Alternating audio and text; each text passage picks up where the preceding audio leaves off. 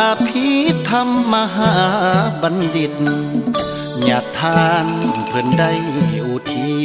ศชีวิตในของศาสนา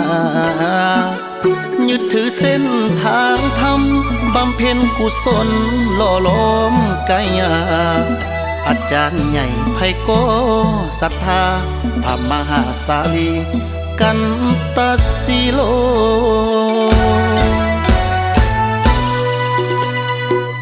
เผยแผ่ศีลธรรมวิปัสสนากรรมฐานเพิ่นได้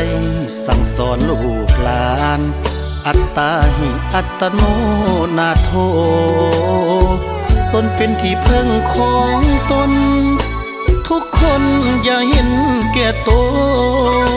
ให้มีธรรมะธรรมโมความโมโหอย่าให้ครอบครองใจพระอาจารย์ใหญ่มหาสาลีกันตสิโล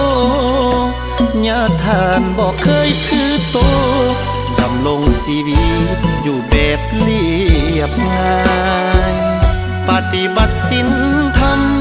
กรรมฐานแตกสารเข้าใจผ่านมาหลายยุคสมัยผู้คนเลื่อมใสกราบไหว้บูชา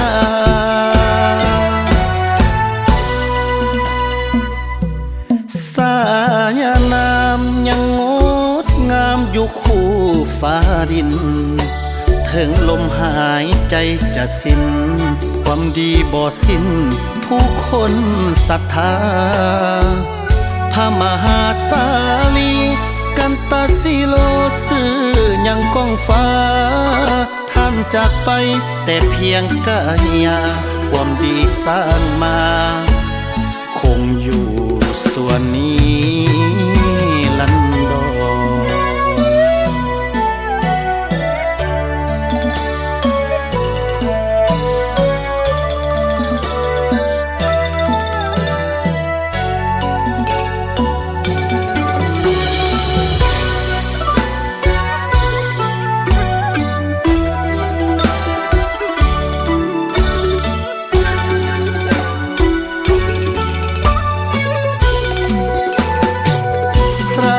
อาจารย์ใหญ่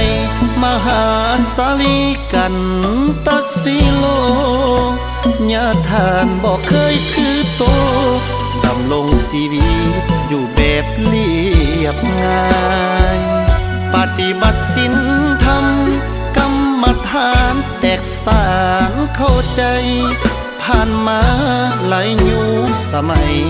ผู้คนเลื่อมใสกราบไหว้บูชา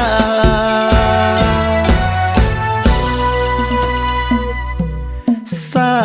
ยนามยังงดงามอยู่คู่ฟ้าดินถึงลมหายใจจะสิ้นความดีบ่สิ้นผู้คนศรัทธา